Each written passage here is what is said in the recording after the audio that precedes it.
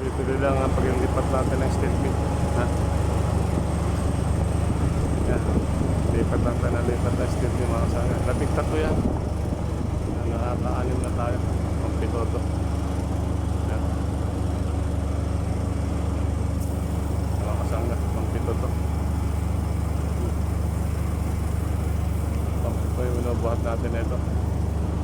Yan. Sinasalasan natin. Yan. Dito natin nilalagay mga kasanga.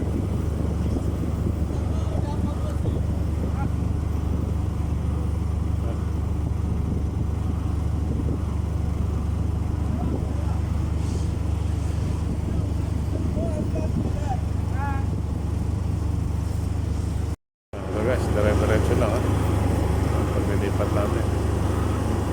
Yan.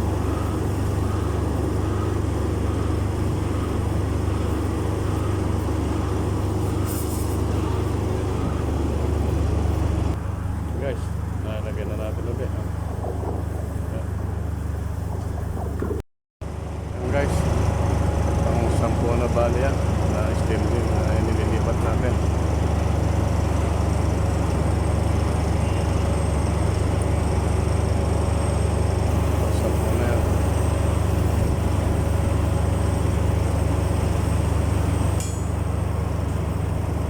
Na ito mga sangga ha.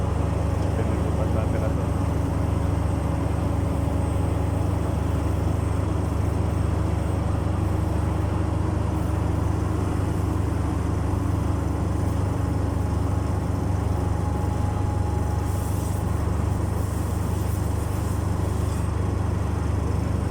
Yan guys, nailipat namin lahat. 13 steel beam I-beam yan.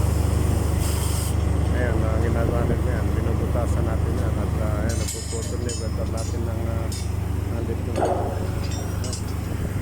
So, nag-uputol dito. And then, nalagyan natin ang butas sa dito. Sa gitna para pag binuhat. Ayan. And then, yung lifting ko, lalagyan natin dito sa gilid.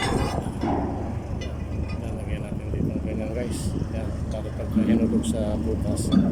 Ayan, maano siya. Yan guys, ganyan lang. Saan gaya ko ito sa ginagawa namin. Gaya, nagpuputas niya itong wala. Ginanggit rin ay. Hanggang bubuhatin na ano. Pag itatayo na siya, iangat siya, lalagyan ng jacket. Iangat ng welder. May sahol.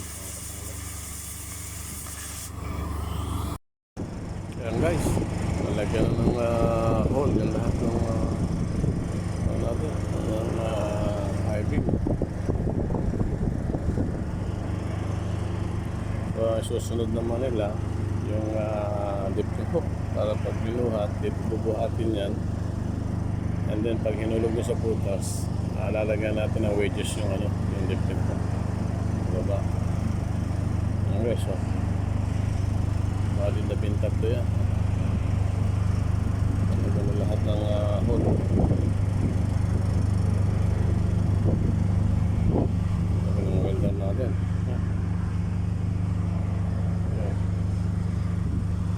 So, napintat to yung ano na yan. Napintat to yung I-beam na gagamitin natin ng bukas mga kasangga. Yan, mamaya naman pakikita ko sa inyo yung lifting hook pagkatapos nilang weldingin.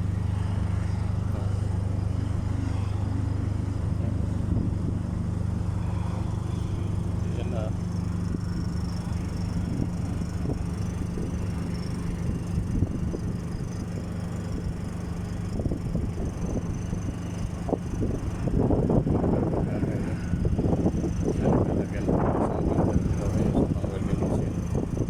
Lalagyan na nila ng lalagyan na nila ng lifting hook mga kasangga.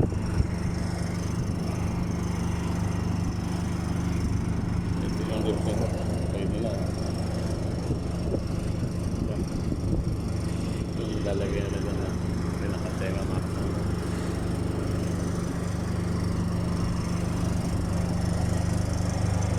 Ayan mga kasangga, hintayin lang natin yan paglalagyan ng lifting hook.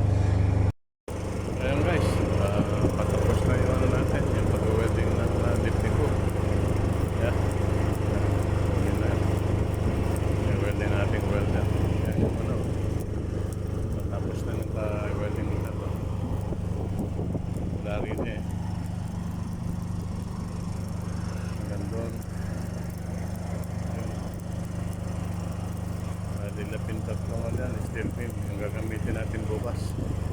So makuha kayo bukas, ihulog yung 13 steel beam na yan. And then after that, gagamitan natin ng cement grout. Semento lang guys ang gagamitin natin. Kasi temporary lang yan. Pagka nagukay, yun yung pinaka entrance ng barko. Pipipagin na siya.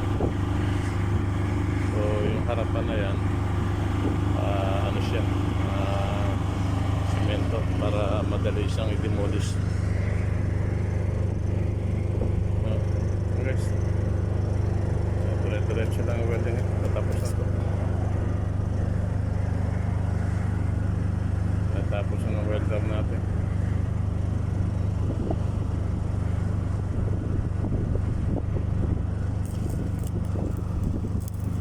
Yan. 13 I-beam yan, mga sangga. Yan, last na, tapos na niya.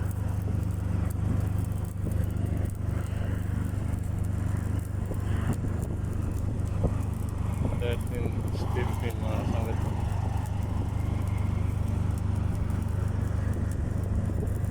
Tapos na yan, mga sangga. Last na yan.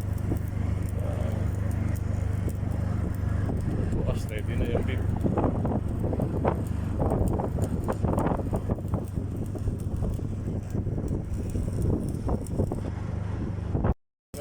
Yan guys, pinupull weld na niya yung yung lifting rope natin. Yan, kailangan naka-full weld para sigurado na hindi siya bibigay mga kasangga. Check na po siya ng welder na maganda yung pagkatawag. Hindi mapigat ito. 60 meters ang haba nito.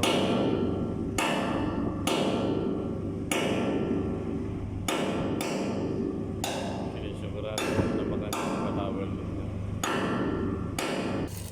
Guys, nasa mga pali niya, nasa-full na talagang maganda yung pagkatawag nito.